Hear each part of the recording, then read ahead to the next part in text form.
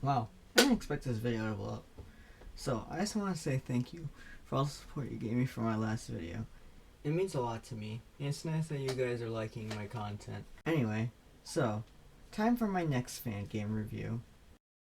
When you think about popular FNAF Roblox games, you probably think about Forgotten Memories, that free roam FNAF fan game that got really popular, and then the other Roblox fan game, Barn Stars. I'm pretty sure Dawko played it, but we're not going to be talking about those games.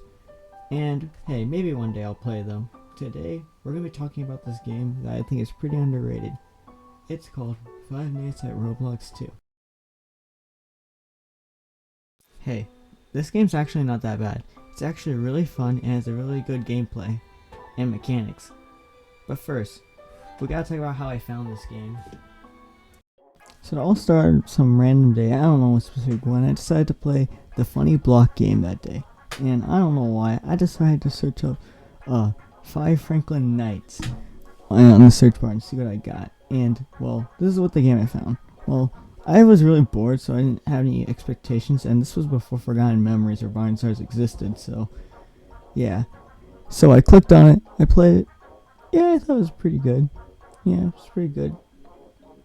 I got stuck on a night, left it, and then just never played it again. And then we get to this year, and then I remembered it. And I was like, I want to see if other people have talked about it. I look online, and yeah, there's only like 2 videos on it, so it made me want to replay it, seeing if the game was actually good, or was it kind of a dog doo-doo poopy fart. So now I'm going to show you why this game's actually pretty good, and you should play it.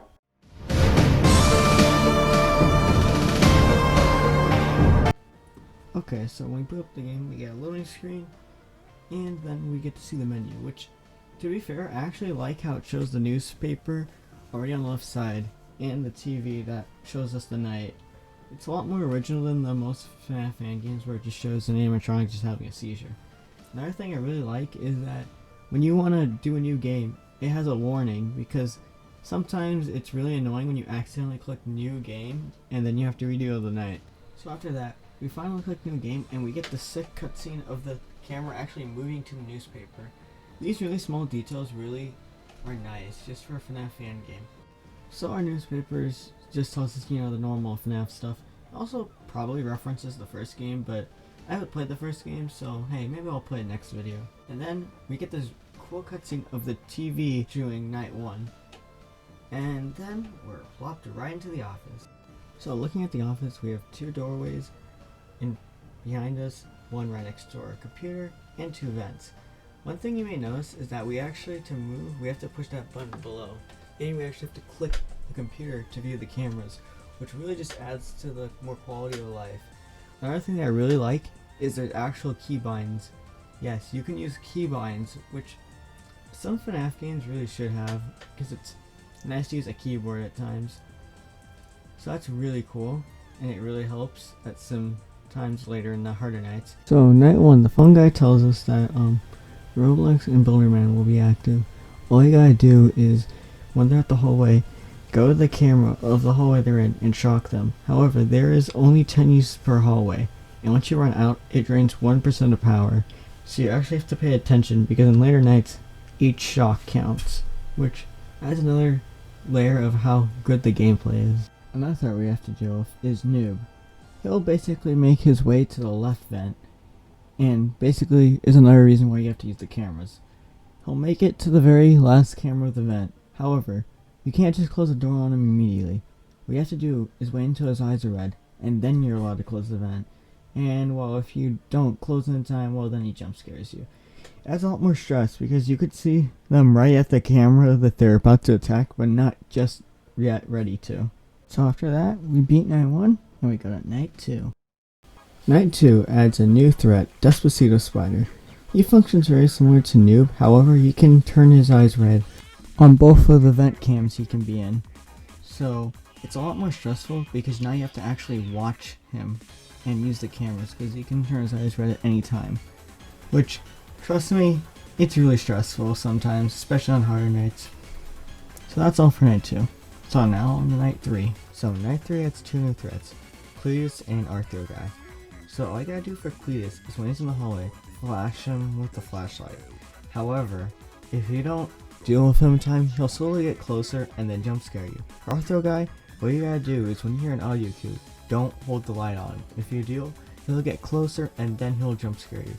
What's even more stressful is the fact that they can both be in the hallway, so you have to wait for Arthro dude to leave, or you're basically screwed. This night is a lot more difficult than the other nights, but that's to be expected. But now we move to night 4. So, night 4 adds one final threat. The guest. The guest will basically camp around in the one room. However, when he's posed like this, like shown on screen, he will be about to run, and you have to lock the door. However, the door can only be locked for a short amount of time, and if you hold it for too long, what happens is that the door will no longer be able to be locked.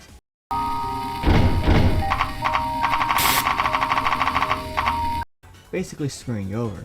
If he does manage to get through the door, you're basically screwed, as he just stands in the hallway and then will probably jump scare you immediately. This can be really stressful while you're dealing with all the other threats, not paying attention to the guests, and then just realizing how screwed you are that you didn't check him on time. It's really stressful. And the fact you're not even done after you defeat him, because then you have to unlock the lock. So you also have to be careful and quick, which can also be more stressful.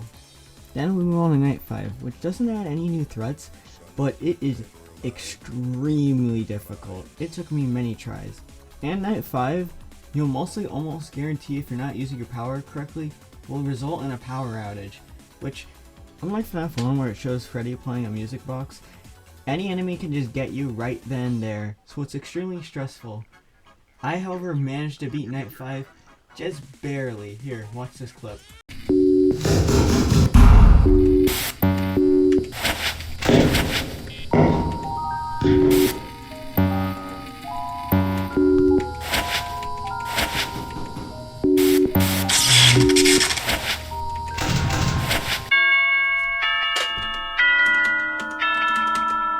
Yes.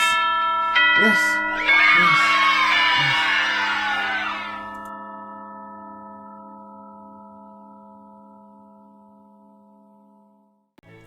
So after we beat night 5, we get this newspaper showing us the animatronics have been scrapped. Though this isn't the end of the game. There's more content after we beat the game.